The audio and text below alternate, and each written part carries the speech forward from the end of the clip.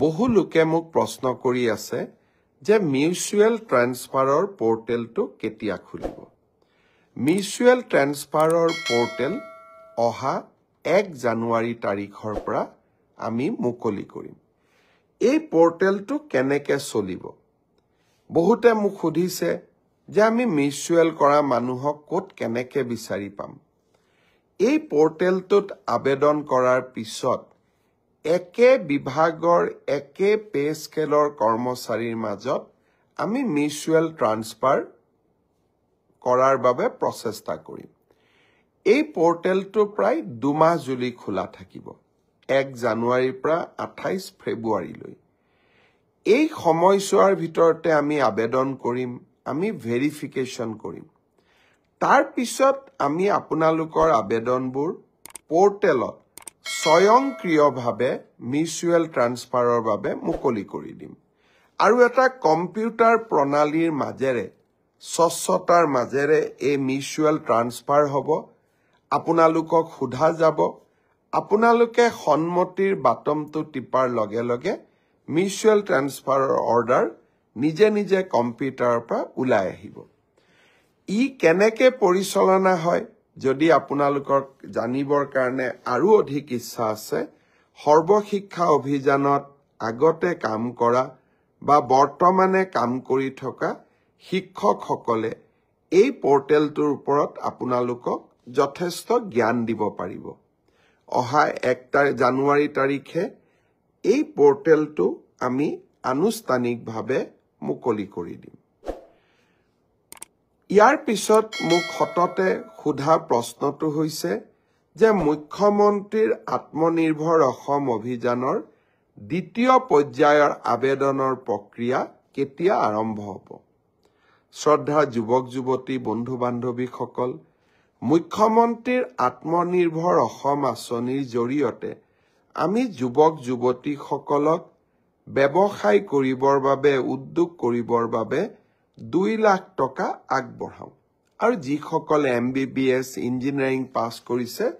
তেওঁলোকক আমি 5 লাখ টকা আগবঢ়াওঁ যোৱাবাৰ আমি 25,000 যুৱক যুৱতীক ইতিমধ্যে 1 লাখ টকাকৈ আগবঢ়াইছো আৰু তেওঁলোকৰ গোটেই ব্যৱসায় উদ্যোগ কেনেকৈ চলিছে তাক সৰজমিনভাৱে তদন্ত কৰাৰ পিছত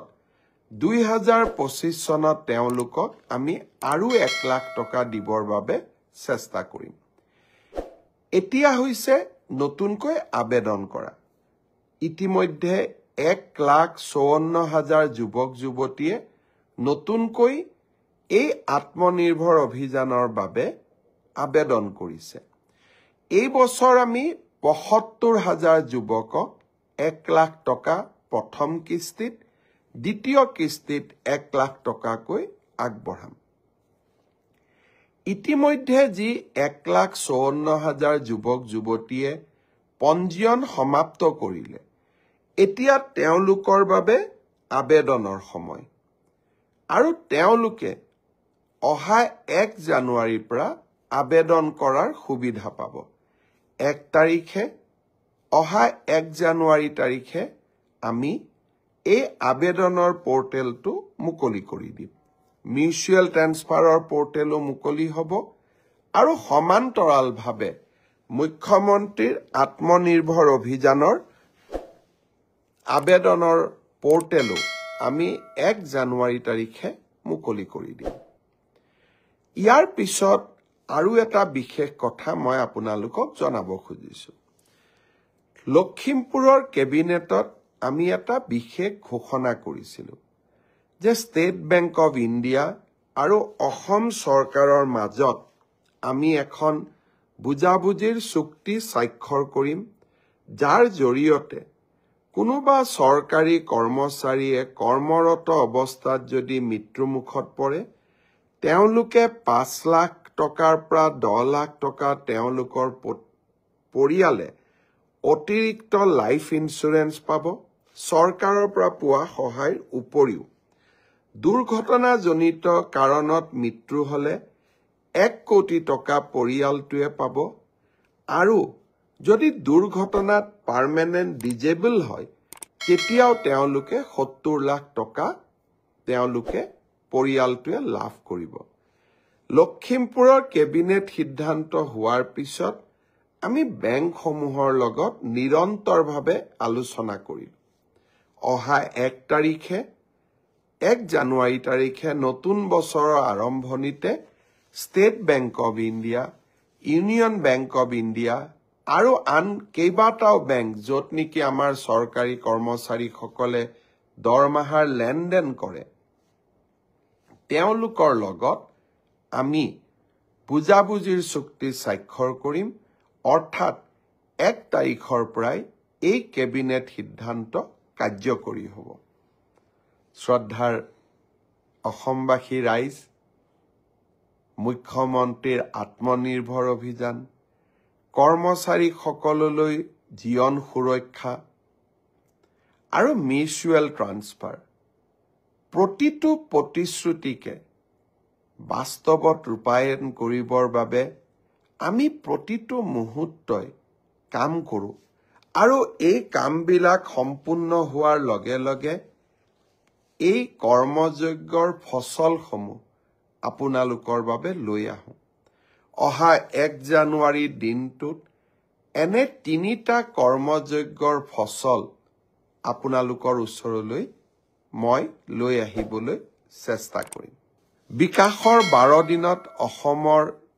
বিভিন্ন জিলালৈ যাওঁতে মোক বহুত ল'ৰা ছোৱালীয়ে প্ৰশ্ন কৰিছে যে পুলিচৰ ফিজিকেল ফিটনেছ আমি পাছ কৰিলোঁ, এতিয়া লিখিত পৰীক্ষা কেতিয়া হ'ব? ফেব্ৰুৱাৰী মাহৰ ভিতৰত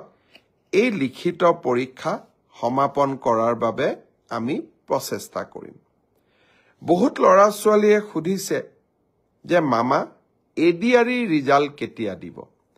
ADRE ৰিজাল্টটো আমি 3য় আৰু 4ৰ্থ বৰ্গৰ আটাইকেইটা পৰীক্ষাৰ ৰিজাল্ট আমি ফেব্ৰুৱাৰী মাহৰ শেষৰ ফালে বা মাৰ্চ মাহৰ প্ৰথম সপ্তাহতে দিবৰ বাবে আমি চেষ্টা কৰিম। ইতিমধ্যে এই গোটেই প্ৰচেষ্টাবোৰ আৰম্ভ হৈছে আৰু আমাৰ প্ৰচেষ্টা হ'ব যে নিৰ্ধাৰিত সময়ত এইবাৰ আমি প্ৰতিশ্ৰুতি দিয়া অনুসৰি 30,000 নিযুক্তি আমি যাতে সমাপন কৰিব পাৰোঁ। প্ৰাদেশিকৰণৰ ওপৰতো আমাৰ সমাজত বহুত চিন্তা চৰ্চা হৈ থাকে। অলপতে গুৱাহাটী উচ্চ ন্যায়ালয়ে প্ৰাদেশিকৰণৰ ব্যৱস্থাটোৰ ওপৰত এটা গুৰুত্বপূৰ্ণ ৰায় প্ৰদান কৰিছে। আমি সেই ৰায় অধ্যয়ন কৰি আছোঁ আৰু তাৰ পিছতেই প্ৰাদেশিকৰণৰ ওপৰতো আপোনালোকক মই কিছু কথা ক'বৰ বাবে যত্ন কৰিম।